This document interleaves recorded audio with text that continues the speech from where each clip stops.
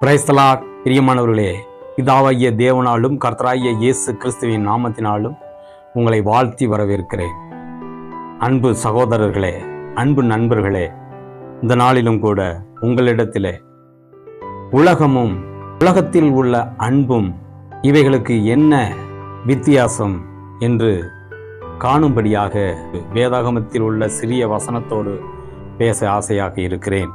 1 யோவான் 2ஆம் அதிகாரம் 15ஆம் வசனம் தொடங்கி 18ஆம் வசனம் வரையிலும் உள்ள வசனங்களிலே உலகத்தில் உள்ளவைகளிலும் அன்பு கூறாதிருங்கள். ஒருவன் உலகத்தில் அன்பு கூர்ந்தால் அவனிடத்தில் பிதாவின் அன்பு இல்லை. ஏனென்றால் உலகத்தில் உள்ளவைகளிலும் அன்பு கூறாதிருங்கள் என்று யோவான் சொல்லுகிறார். இந்த யோவான் எப்படி சொல்லுகிறார்? பிதாவாகிய தேவன் ஆவியானவராலே ஏவப்பட்டு அவருடைய தீர்க்க தரிசன வசனத்தாலே இங்கே கொடுக்கப்பட்ட வார்த்தை தான் நமக்கு.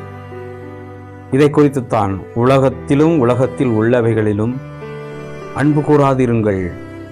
ஒருவன் உலகத்தில் அன்பு கூர்ந்தால் அவனிடத்திலே பிதாவின் அன்பு இல்லை என்று சொல்லப்பட்டிருக்கிறது. ஏனென்றால் இந்த உலகத்தை உண்டாக்கியது பிதாவாகிய தேவன். அவர் இயற்கையான எல்லாவற்றையும் அவர் உண்டாக்கியது. செயற்கையான எல்லாவற்றையும் மனிதன் உண்டாக்கியது. இந்த மனிதன் செயற்கையாக உண்டாக்கிய நிறைய காரியங்கள் இருக்கிறது. அதில் நன்மை உள்ள காரியங்கள் இருக்கிறது, தீமை உள்ள காரியங்கள் இருக்கிறது. இந்த தீமை உள்ள காரியங்கள் எல்லாவற்றையும் பிசாசானவனாலே ஏவப்பட்டு அங்கே இந்த காரியங்கள் நடக்கிறது. அதை குறித்துத்தான் இங்கே இப்படியாக சொல்லப்பட்டிருக்கிறது.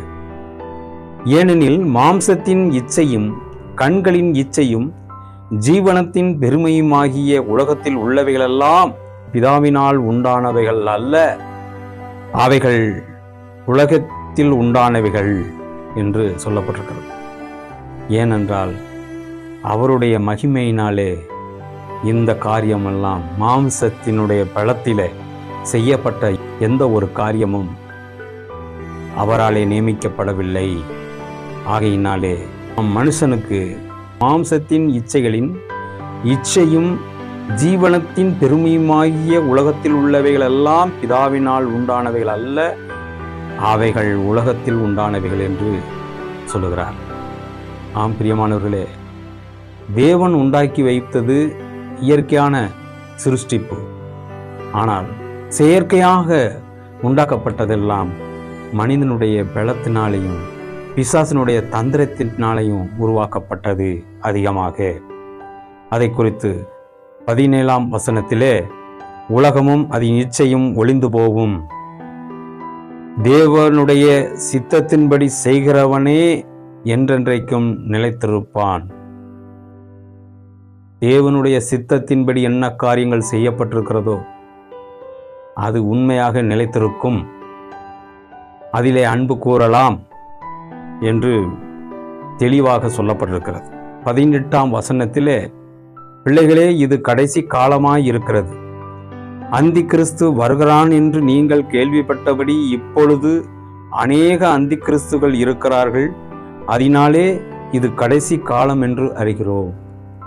இந்த வசனத்தில் தெளிவாக சொல்லியிருக்கிறார். அநேக அந்தி கிறிஸ்துகள் இருக்கிறார்கள் என்றால் வேதத்தின்படி வசனங்களை சொல்லாமல், வேதத்தின்படி கை கொள்ளாமல், அவர்கள் இஷ்டத்திற்கு தீர்க்க தரிசனம் இப்படியாக ஆண்டவர் உரைக்கிறார், இப்படி சொல்லுகிறார் என்ற சுயமாய் பேசி நிறைய ஜனங்களை வசனிப்புக்குள்ளே உள்ளே தள்ளி அங்கே செய்கிறார்கள். இவைகளிலே நாம் எச்சரிக்கையாயிருப்பது மிகவும் அவசியமான காரியம். ஏனென்றால் ஆவியானவரை நாம் ஏற்றுக்கொண்டு ஆவியானவருடைய வார்த்தையின்படி நாம் ஜெபித்து அவருக்குள்ளே நாம் நிலைத்திருப்போமானால் ஆவியானவர் நம்மை தெளிவாக நமக்கு போதிக்கிறவராயிருக்கிறார். யாரும் போதிக்க வேண்டியதில்லை. ஆண்டவராகிய இயேசு கிறிஸ்துவை சொந்த இரட்சகராக ஏற்றுக்கொண்டு அவர் வழியிலே நடக்கிறவர்களுக்கு யாரும் போதித்து அறிய வைக்க வேணும் என்பது காரியமே கிடையாது. அவரே, ஆவியானவரே எல்லாவற்றையும் போதிக்கிறவராயிருக்கிறார். யோவான் 2ஆம் அதிகாரம் 27ஆம் வசனத்திலே, நீங்கள் அவராலே பெற்ற அபிஷேகம் உங்களில் நிலைத்திருக்கிறது, ஒருவரும் உங்களுக்கு போதிக்க வேண்டியதில்லை. அந்த அபிஷேகம் சகலத்தையும் குறித்து உங்களுக்கு போதிக்கிறது. அது சத்தியமாயிருக்கிறது, பொய்யல்ல.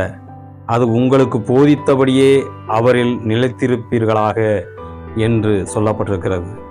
ஆம் பிரியமானவர்களே, நாம் உலகத்தில் உள்ளவைகளை அன்பு கூறாமல் உலகத்தை உண்டாக்கினவர் மேல் அன்பு கூர்ந்து நம்மோடு கூட இருக்கிற ஒவ்வொரு சகோதரனும் சகோதரியும் இடத்திலே நாம் அன்பு கூற கடவோம்.